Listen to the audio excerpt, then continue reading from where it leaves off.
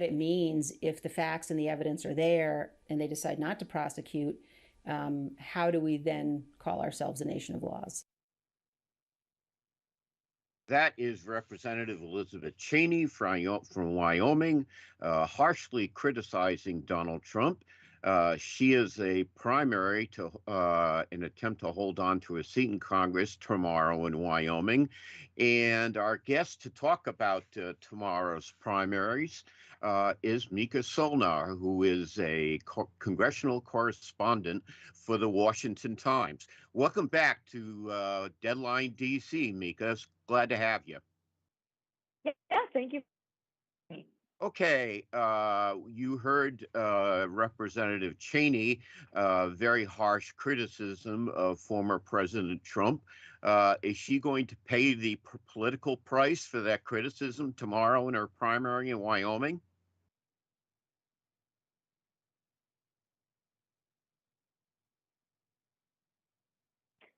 I'm sorry, Brad, the audio cut out, so I couldn't hear your question at all. Is Representative Cheney going to pay the political price for opposition to former President Trump tomorrow? The impact of former President Trump on the race. I'm sorry, yes. The audio is still okay. Yeah, so tomorrow's race in Wyoming is certainly going to be a test of strength for the former president and the pushback that he's received from Representative Cheney, who obviously is an outlier in the current Republican Party. She was ousted in her position of leadership. Not only that, she's been leading these January 6th hearings and has become quite a prominent name among Democratic circles, even to the point where she's receiving Democratic donations and asking voters to switch over and vote for the primary to keep her in office. She is down pretty far behind her challenger that's backed by Trump. In Wyoming, which is a state that Trump won twice by pretty large margins. So she will face very long odds, but there's a lot of coverage and analysis that said that despite Liz Cheney might be ready to lose her race, but she likely will not be gone from the political arena. So we'll have to see what's next for her if she does lose this race. Well, let me ask you about that. Yeah, the last poll I saw, I think was done by the University of Wyoming, had her down by 29 points, I think, which is not, not very welcoming for her prospects tomorrow. You said assuming she loses their primary tomorrow, and it would be a major upset if she doesn't, what is her political future? It's hard to see she has much of a future in the Republican Party after being so critical of Donald Trump. Do you have any idea what role Liz Cheney might play in the future?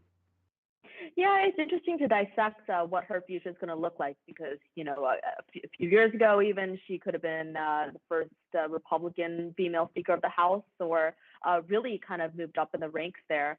But now there's rumors that she may go for a 2024 presidential bid.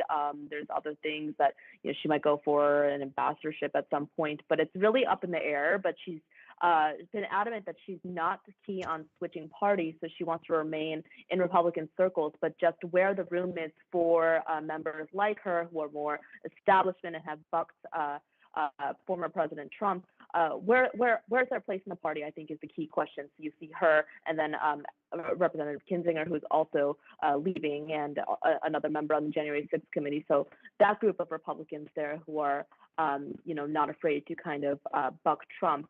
The question is, where do they remain in a party that's no longer welcoming to them? I have a feeling, and maybe if I'm wrong about this, please correct me, that I might have a better chance of winning the Republican presidential nomination in 2024 than Liz Cheney does, but maybe that's overstretching things a little bit. Okay.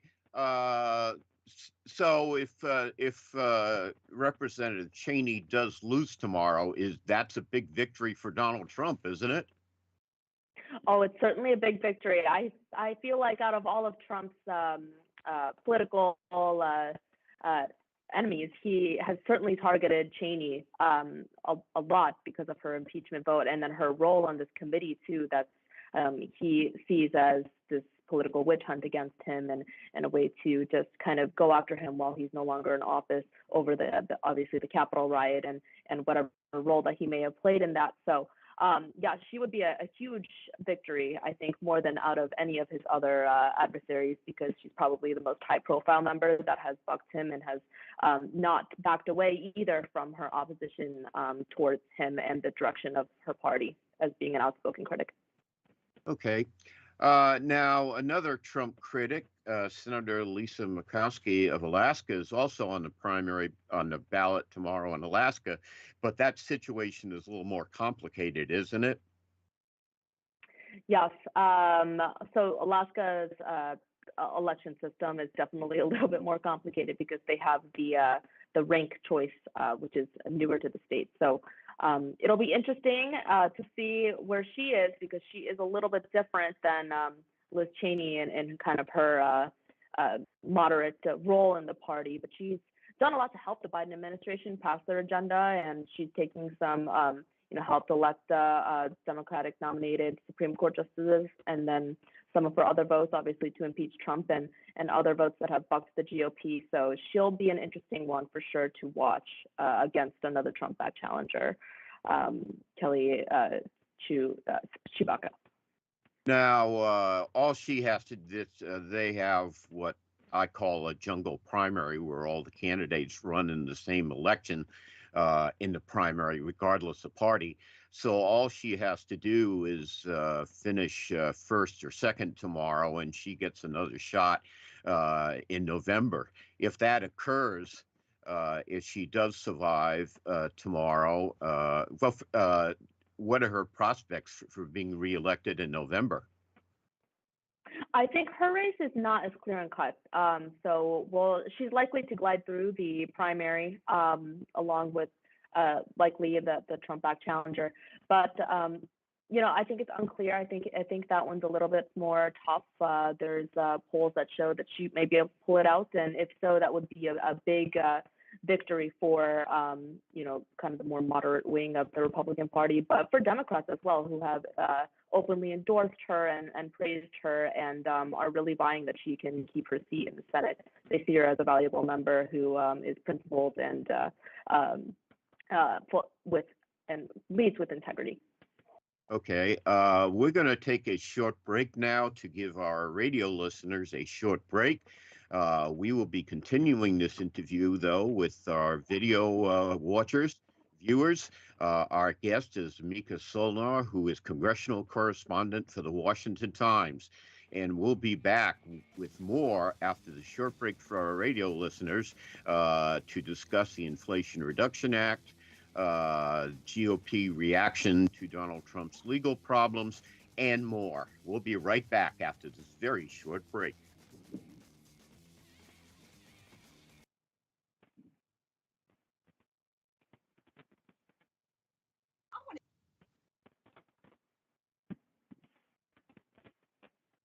Welcome back to Deadline DC with Brad Bannon.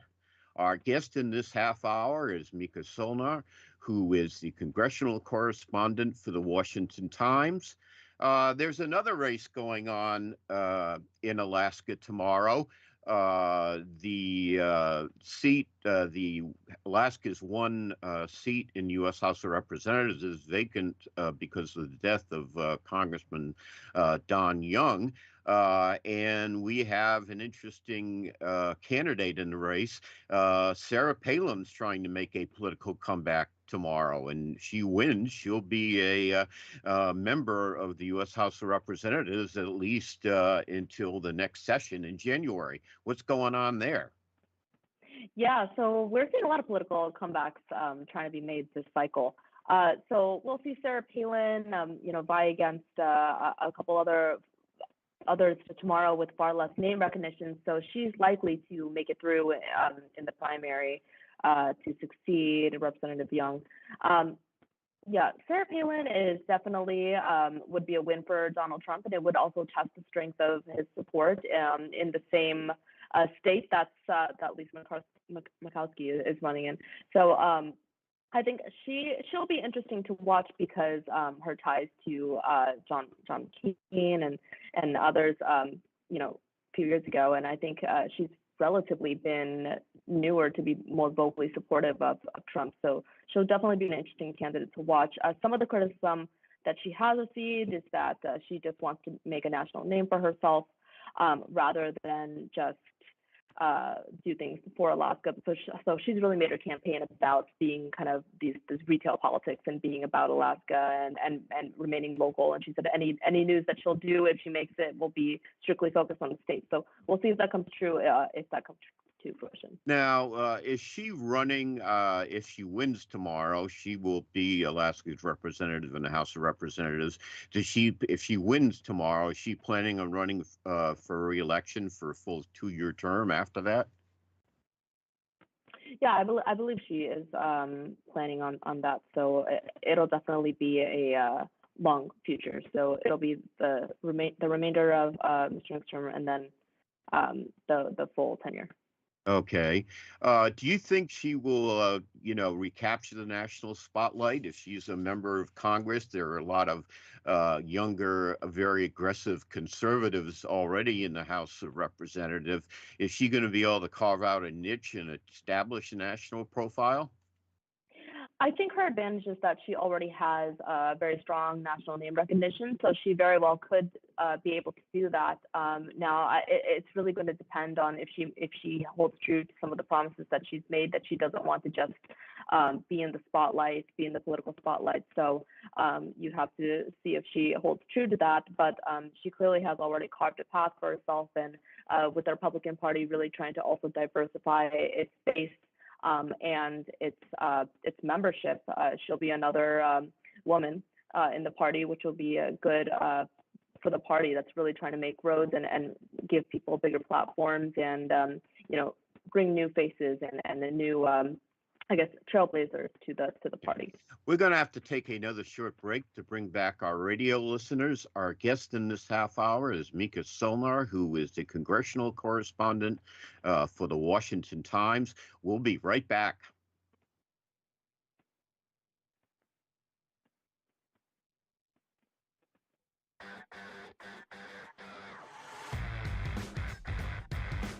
Welcome back to Deadline DC, Brad Bannon. Our guest in this half hour is Mica Soellner, who is congressional correspondent for the Washington Times. If you're listening to us on the radio and you would like to watch us in addition to listen to us, there are all sorts of ways you can do that. You can watch us live on Twitter at twitter.com/Brad Bannon.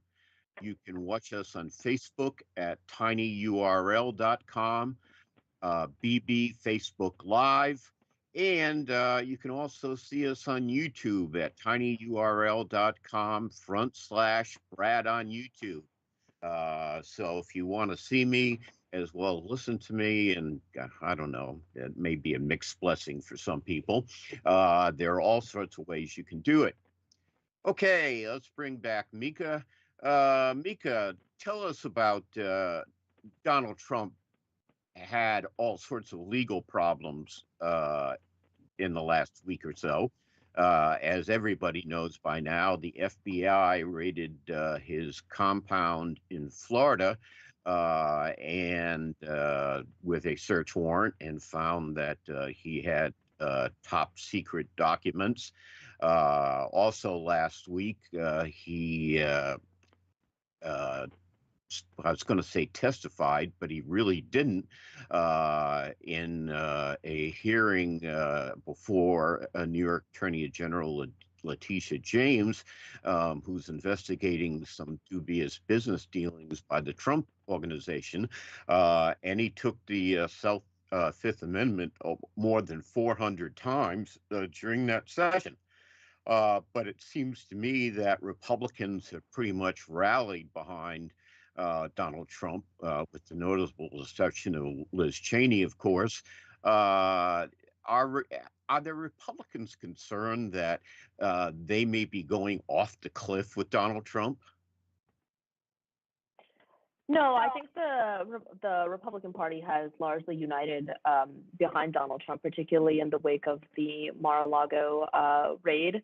And one thing it's done, I think that's interesting, is really unify some of the members that have even voted to impeach Trump. So we saw Representative Peter Meyer say that he had questions about how the FBI conducted that, questions for the Justice Department and Attorney General Merrick Garland. You see some of the more firebrand members like Marjorie Taylor Greene and others calling for Garland's impeachment, which is unlikely to go anywhere, but it's definitely a rallying cry. And then you see others like Leader McCarthy, warning about GOP-led investigations if they do take back the House in November. So I think in some ways it's really unifying the party, with the exception of Liz Cheney, like you said, and maybe Adam Kinzinger. But overall, it's been interesting to kind of see this support, especially because there were a lot of questions that the party had about the Justice Department in particular. And so you see this from members on the Judiciary Committee and Jim Jordan talking about whistleblowers coming to them about politicization accusations and wanting to investigate those things. Okay, let me try this out on you, Mica. I'm a Democrat, of course, so I'm horribly biased in any discussion of Donald Trump. But it seems to me if the GOP wants to take control of the House and the Senate, their best bet is making this a referendum on Joe Biden's presidency. I mean, Joe Biden's job approval rating is in the mid-30s or something ridiculously low like that. And it seems to me the more the focus is on Joe Biden, the more likely is that GOP is going to do very well in November. But it seems to me Donald Trump just won't get out of the way.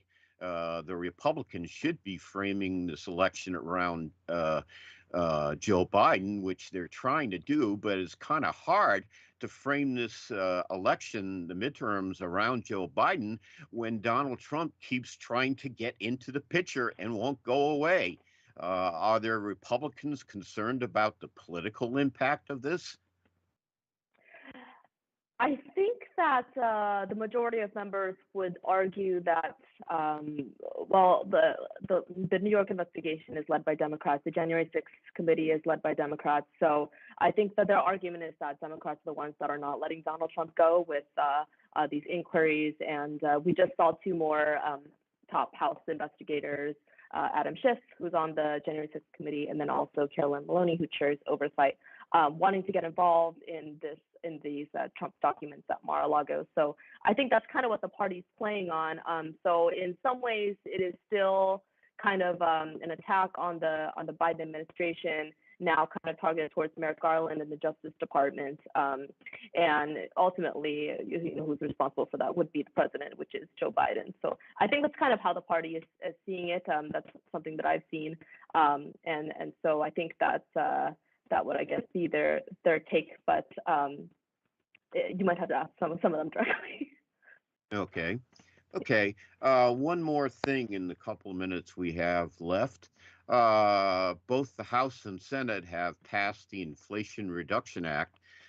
Could you explain to our viewers and listeners what is in the Inflation Reduction Act, which I assume will be signed into law by the president sometime this week?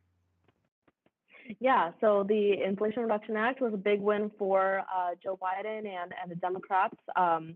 So it's kind of, it's not exactly everything that was in the $2 trillion Build Back Better bill, but it included a lot of big wins for, Democratic promises. So it adds over 80,000 workers to the IRS to work on backlogs there on audits. It extends affordable health care benefits, and then it also funds, some initiatives on green energy and holds oil companies accountable, and will add taxes to some corporations. So there's definitely a good chunk of wins in the package, and so that's why I think the party was able to kind of unite and get some of its more progressive members. Personally, I spoke with Congresswoman Pramila Jayapal, who chairs the Congressional Progressive Caucus, and she said that she would still like to see some of these more expansive social programs like paid leave and some of these other things they fought for. But this is a win, and it's better than nothing in the meantime. Okay. It also establishes a minimum corporate income tax of 15%. So many large corporations who don't pay taxes at all will have to pay some taxes for the first time. So it has a pretty broad reach. Let me ask you, well, I'm not going to ask you because we're almost out of time. I keep doing that to my guests. I ask them complicated questions with 30 seconds left. Okay, Mica, thanks very much for joining us today. Our guest in this half hour has been Mica Soellner, who is congressional correspondent for the Washington Times. This is her second and hopefully not last time on Deadline DC. Although I've had guests refuse to come on the show after being on the show once or twice. I think I have a magnetic effect or repelling effect on some of my guests. I hope not Mica. Anyway, in the second half hour, our guest is going to be Tara Devlin, host of the podcast Tarabuster.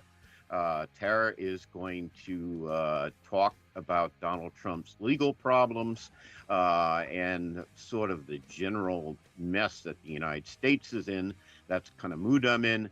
We'll be back with more of Deadline DC right after these messages. Hey, Dad, how do airplanes fly? What's in this box? Good. Can I touch this? Where does sand come from? Is this tree good for climbing? What happens if I mix these two things together? How are babies made? What does this thing do? Kids are curious about everything, including guns. Talking to them about gun safety in your home is a good first step, but you can do more. Always keep your guns locked, unloaded, and stored separately from ammunition. Storing your guns securely is the best way to prevent family fire, including unintentional shootings. For more information on safe gun storage and ways to keep your family safe, visit endfamilyfire.org. That's endfamilyfire.org. What do we keep in the attic? What's this thing called? Can I ride my bike backwards? Like I said, kids are curious. It's up to us to keep them safe. Brought to you by End Family Fire, Brady, and the Ad Council. Right now, our country feels divided, but there's a place where people are coming together. I gotta tell you, I was nervous to talk to someone so different than me. Me too, but I'm glad we are. Love Has No Labels and One Small Step are helping people with different political views, beliefs, and life experiences come together through conversation, and it feels good. Wow, your story is so... Interesting? Yeah. When people actually sit down, talk, and listen to one another, they can break down boundaries and connect as human beings. At lovehasnolabels.com/onesmallstep, you can listen to amazing, life-changing conversations and find simple tools to start a conversation of your own. I know one thing. This conversation gives me hope. It gives me a lot of hope, too. Take a step toward bringing our country and your community together by having the courage to start a conversation at lovehasnolabels.com/onesmallstep. A message from StoryCorps, Love Has No Labels, and the Ad Council. From corporate polluters to political bosses, power elites try to create a myth of inevitability, trying to make workaday people feel helpless, too small to change the injustices of the system. Don't bother is their message. But the feisty residents of Boxtown, Tennessee definitely did bother when they learned that a couple of profiteering fossil fuel giants were targeting them. Boxtown, a historic black neighborhood of Memphis settled by former slaves 160 years ago, was considered by Valero Energy and Plains All-American Pipeline to be politically powerless. So when these multi-billion-dollar petro-powers decided to ram a dirty and dangerous pipeline through the Memphis area, Boxtown was their chosen route. The rich Texas oil barons even sneeringly called the lower-income community the point of least resistance. Boy, did they get that wrong. Those, quote, small people of Boxtown resisted fiercely and smartly. Most flat out refused to sell their family land at the thieving price offered by the oil slicks.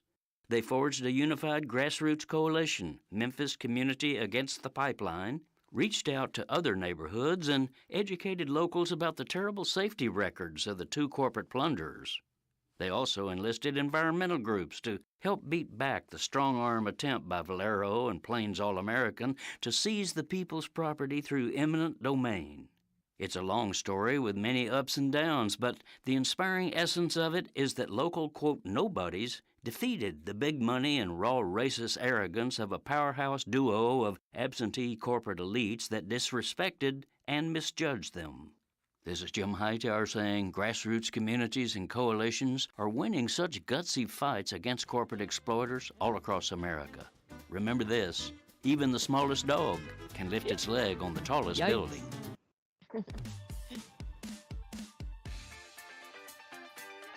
Welcome back to Deadline DC.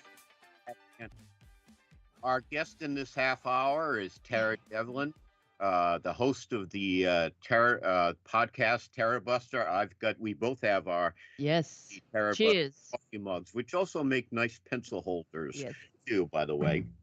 But before we get to Tara, we have this clip to play from from conservative legal analyst and former judge Andrew Napolitano.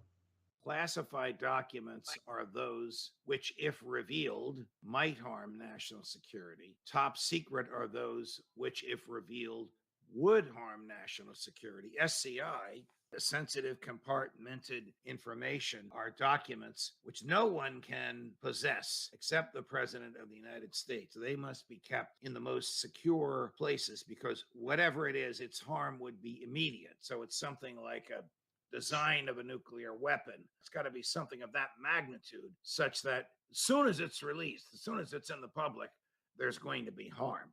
President Trump does not dispute, apparently, because they haven't gone through each document by document. But in a statement issued today, the president does not dispute that he had these. He says he declassified them before he left the presidency. Well, you don't declassify by snapping your fingers. You declassify by doing three things. You have to sign an executive order identifying the document. You have to announce the declassification to two witnesses. And you have to physically alter the document. You must sign it in your own hand as the president. If all of that was done before noon on January 20th, 2021, then the crime is possession of government documents. The crime is not espionage. The ex-president has no right to have these original documents, whether they're declassified or not, under a law that he signed in 2018. He signed the law in a peak of anger about Hillary Clinton, who destroyed the digital versions of classified documents that she had. So in 2018, a Republican Congress enacted and the president signed into law a statute that says whoever has these things, doesn't have the authority to have them, commits a crime. An ex-president does not have the authority to have it, whether it's been declassified or not. That is conservative legal analyst and former judge Andrew Napolitano poking legal holes in Donald Trump's argument to why he had classified documents that apparently contain nuclear facilities at his Disney by the Sea in Mar-a-Lago. Our guest in this half hour is Tara Devlin, host of Tarabuster. I've got my handy Tarabuster coffee mug here, which is one of my most prized possessions. Yes. And we're going to talk with Tara about the legal problems that Donald Trump has got himself in. But before we do that, I want to read a rant. The biggest problem that now plagues the GOP before the midterm elections is Donald Trump's refusal to leave the stage. The raid on Mar-a-Lago is just another episode in the tragic Trump soap opera. Predictably, Republicans like House Minority Leader Kevin McCarthy rallied behind their idol after the FBI search and seizure of Trump's home in Florida, where they found classified documents containing nuclear secrets. Trump's hold on his party makes it easier for Democrats to tie the GOP to its fallen leader. Days after the raid, Donald Trump took the Fifth Amendment more than 400 times and refused to answer questions posed by the New York Attorney General Letitia James about the Trump Organization's dubious legal dealings. His legal jeopardies guarantee that he will dominate social media for months while the GOP tries to keep the spotlight on President Biden. The GOP congressional leadership wants to make this midterm campaign a referendum on President Biden. Now the campaign pivots on a choice between the resurgent incumbent and his disgraced predecessor. You can read the rest of this column and all my columns for The Hill at thehill.com/person/Brad-Bannon. Our guest today is Tara Devlin. Tara is the host of the unapologetically liberal podcast, Tarabuster. You can follow Tara on Twitter at Real Tara Devlin. That's Real Tara Devlin. Mm-hmm. Yes. First of all, let's try this. Do you think the latest episode in the Trump soap opera, which is probably, in my opinion, the most serious legal trouble he's in so far, does that increase or decrease his chances of reclaiming the White House? I think it decreases it, really, but because there's more normal people in the country than there are Republicans. I mean, that's just the bottom line. That's why the Republicans are engaging in all kinds of voter suppression and gerrymandering and trying to kick people who may vote Democratic off the voter rolls. I mean, that's their strategy. Their strategy has never been to appeal to a broader section of the American people. And they're really boxing themselves into a corner, I think. And I'm like, good. Let them destroy this Republican Party, because I believe it's irredeemable. I mean, if they literally have a con man as a standard bearer, and this con man can do no wrong, including you don't just leave the White House with classified documents. And like you guys were saying earlier, these documents are so classified that you're supposed to read them at a specific location. And just because you're the president doesn't mean that you get to go, ooga booga, it's declassified. So what are you doing with this kind of classified information? It's not just laying around. So how are you getting it out of the White House? And trust me, I'm sure the FBI is they will find out whose fingerprints are on those documents, who exactly touched those documents, and and in fact, the reason they also charged them with espionage is because they already know what this con man has done with these documents. I believe that he took them because he wants to sell them to his friends, the Saudis and the Russians and all of the dictators all over the world who he longs to be like. That's what I think. That's going to come out, I believe. Okay.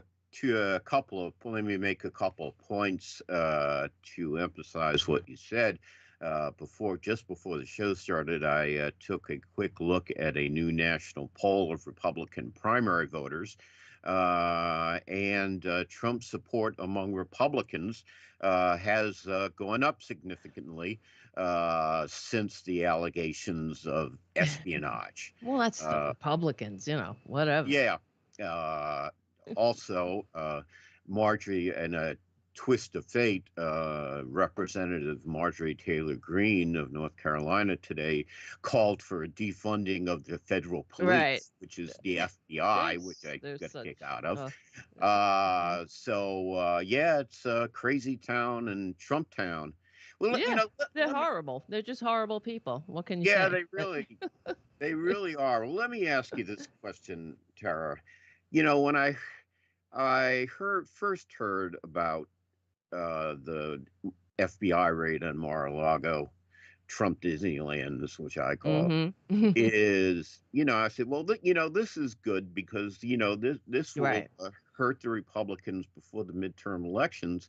But then I heard about Trump's explanations. First of all, he said he had already declassified these documents, which is, as Judge Napolitano said, not true. Then he said they were planted by the FBI. Yes. And it was so weak.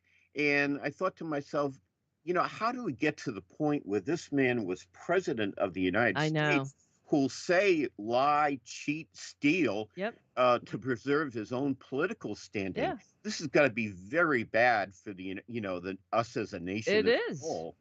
That's what's so disgusting.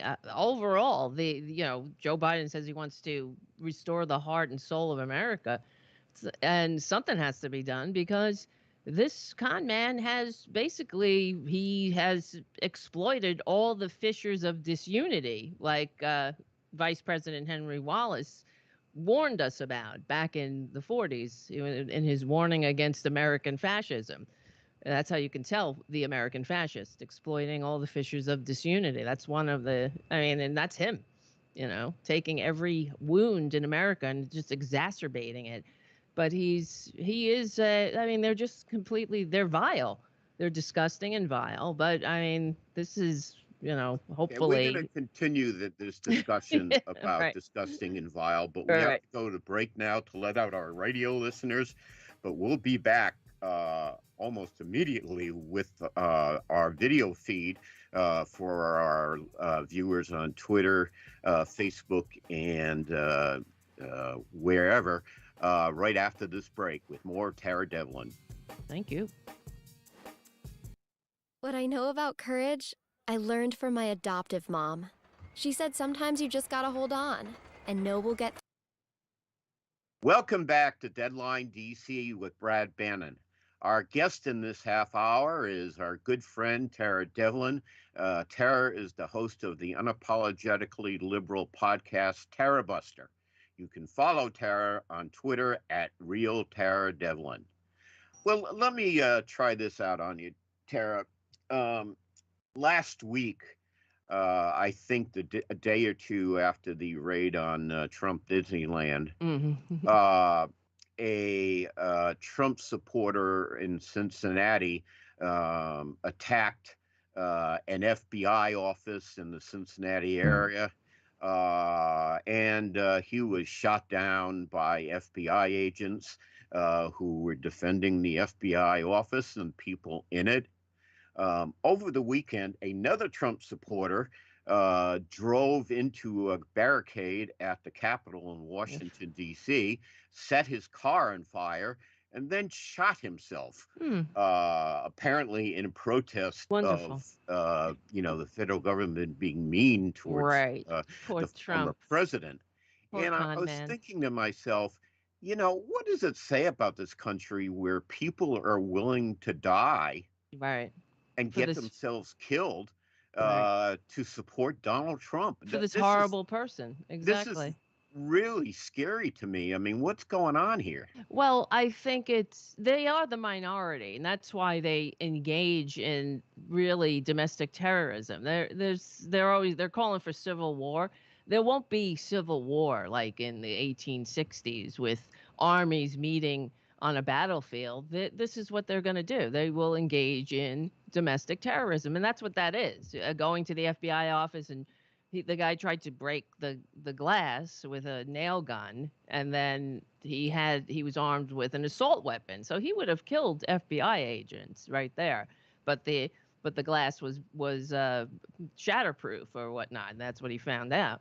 And this guy setting himself on fire, and then they drive their trucks into crowds and such. I mean, who else engages in that kind of behavior? The Al-Qaeda, that's who, right? They adopt the same tactics of terrorist organizations because that's what they are. Unfortunately, we have the establishment of the Republican Party who are encouraging it, and that just says how vile they are. What's it going to take? I think it will take we are in the majority. That's the one thing. There are more normal people than there are them, And we have to, I believe, really crush them, legally and peacefully and without apology. And who cares if they're going to whine and cry? That's what they do. That's what Trump does. And I really, I don't know. I mean, we definitely have a problem, but I mean, one of the things that Joe Biden was saying when he was signing the burn pit legislation. And he was talking about how it's a great bipartisan win. And I hate that, frankly, because it's not a bipartisan win. We had to overcome the Yep. And I'm going Republican to stop you obstruction. right there, Tara, because we Hmm. need to take another short break. We'll be right back with more of Deadline DC with Brad Bannon, with our guest, Tara Devlin, the host of podcast Tarabuster, right after this very short break. Whack, wherever you find your podcast. This podcast is powered by Heal California.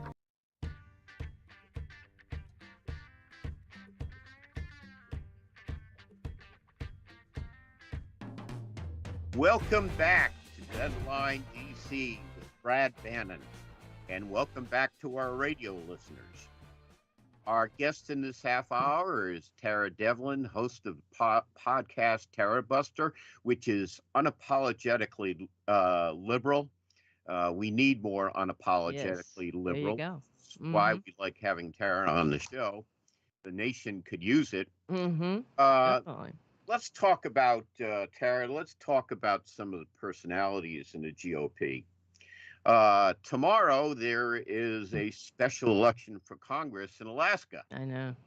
Yeah. And if she wins that election tomorrow, Sarah Palin will become Alaska's new member in the U.S. House of Representatives. God help us. Yeah, God help us.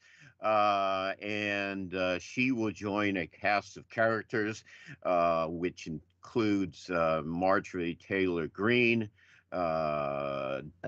Jim Jordan, Horrible Matt people. Getz, Laura Robert. Yeah. Yeah, what's your take on this collection of crazies in Congress?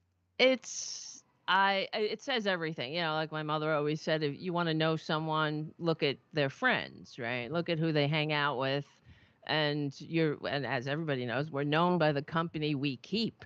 Now, keep in mind, you call her Marjorie Taylor Greene. I call her Perjury Trader Greene, right? She, on the third day and that she was sworn into Congress, she sought a pardon from the president at the time, the con man. So that says it all about who we're dealing with. These people, they're all a bunch of, I don't know, freaks and geeks. And I really believe that, well, they're, as far as Perjury Trader Greene is concerned, she's a kook. She's an outright kook. And some of them I don't believe what they say. They just say it because they're cynical and self-serving and narcissistic. But I do believe that Perjury Trader Greene is actually she fell down a Q hole. I mean, if you look at her history, that's what she did. Like right before, she had no interest in politics. If you look at her social media from the years past, it was all CrossFit, which her family paid her. Basically, she was on the family dole. Her family had a successful construction business, and she did nothing but go to CrossFit training every single day. That was her life. And so even her origin story, like all of their origin stories, is a fraud. Just like Trump's origin story, he's a fraud. Like they're all just a bunch of wannabes. And I really, it's like political malpractice. Like we're talking about these people, a guy shooting himself in front of the Capitol the other day. It's political malpractice because they know that some people are not well, and they know that they are inciting them, and by it's stochastic terrorism, really, and they know that they're really robbing these people of their serenity, and that's not the purpose of government, right? You don't get into government so-called service to incite people. to violence and civil war. You're supposed to get into government service to serve your community, your country, and your community. But what are they? What do you expect? Like my father always said, we can only expect grunts from pigs, right? And that's what they are. This is what they are. I mean, if you look at Lauren Boebert, who's Yeah, that? yeah. Look at her. Right? See, yeah, exactly. That's all we can expect from them. We can't expect pigs to fly and whatnot. But Lauren Boebert, I don't know if you saw the other day, 2 days ago maybe. It was the 911 call was released because she's at war with her entire neighborhood. The neighborhood called in to the cops asking them to help them because the kids were riding around on ATVs in the neighborhood and causing mayhem. And one of the neighbors asked the kid to slow down. And these are young boys, right? So they're not, these are young men, teenagers. Maybe I think the oldest is 14, riding around ATVs, terrorizing the neighborhood. One of the guys says, slow down. So out comes Jason Boebert, the convicted, sexual, I think he's on the is he a sexual predator? He exposed himself to a bowling alley of underage girls. So, but, he was drunk. Then he started terrorizing the neighbors who called the police. He ran over their mailbox and cursing at them and they're on the phone saying, yes, this is the member of Congress. You should know her, Lauren Boebert. This is the whole family. They all have guns. And that's what you do in your neighborhood. You can't get along with your neighbors, but you want to be a representative of the people. I mean, who is voting for these people? I mean, they're absolutely disgusting. And I mean, as far as Lauren Boebert, she took her 4 times to pass the GED. What do we expect? She's out there saying she's sick of all this separation of church and state junk and whatnot. I mean, they're not fit to hold. They're not fit to lead a drunken conga line, much less a modern nation. But yet they get reelected every 2 right. years. And that is the power of propaganda, and that's my true belief. If we didn't have this, these silos of information where because they really are in a bubble, getting, misinformed. They're being malinformed by incredibly cynical billionaires telling millionaires to tell these dumbasses that they're under attack by the only entity large enough and powerful enough to really step in between a corporate, really the corporate oligarchy and tell them to play nice with the plebs, basically. I mean, it's as far as Lauren Boebert, it reminded me of Sarah Palin, just a few years ago. Her whole friggin' family gets into a drunken brawl at a house party. I mean, they are trash, these people. Could you imagine Malia and Sasha and the Obamas in such a situation? Never. It would never happen. Never. Let me ask you one more question in the time we have left. By any stretch of imagination, at least my imagination, last week was a bad week for Republicans. Right. Democrats in Congress passed the Inflation Reduction Act, which is a significant step in fighting climate change to the tune of more than $300 billion. It also establishes a minimum corporate tax so that big companies that have got through the tax process scot-free, have been able to pay no taxes at all. So I think it's a big deal. Yeah. And besides that, you had Trump's legal problems. My question to you is, given Trump's problems and given the policy advances that the Biden administration has enjoyed recently, is this enough to turn the Republican red tide that is facing us in the midterms in November? I hope so. I seriously hope so. I see that the trajectory is heading in the right direction. But, just the fact that it takes all of this to overcome, a supposed inevitable red wave is pretty disheartening at times. And it is another testament to propaganda, because if you don't know the message, you don't have anything. So, especially if people are being misinformed. Well, Right. in your opinion, Tara, what should the Democratic message be? We've got about 90 days Right. left until the midterm Well, election. What well, should be the Democratic message? the message should be that the Democrats are the party of freedom and everything that the Republicans pretend to be. I don't know if you saw that ad from Gavin Newsom. He released a couple of ads Yeah. in Texas and in Florida, and it was brilliant. He's called out the Republicans. They hate freedom, they hate democracy. Obviously he put it in a more palatable way, but that's the truth. Democrats are on the right side of history, decency, dignity, democracy, and humanity. And there's nothing to apologize for that. And if you want love America, you vote Democratic. That's the bottom line. Tara, that's all the time we have. Thanks very much for joining us again, and we hope to Thank have you you. again on soon. Our guest in this half hour has been Tara Devlin, host of the podcast Tarabuster. I also want to thank Mica Soellner, congressional correspondent for the Washington Times, and our crack executive producer, Mark Grimaldi, for making all this possible. Be safe and be strong in these troubled times, and make sure you tune into Deadline DC live Mondays at 3 p.m. 3 p.m. Eastern Time, or the podcast anytime.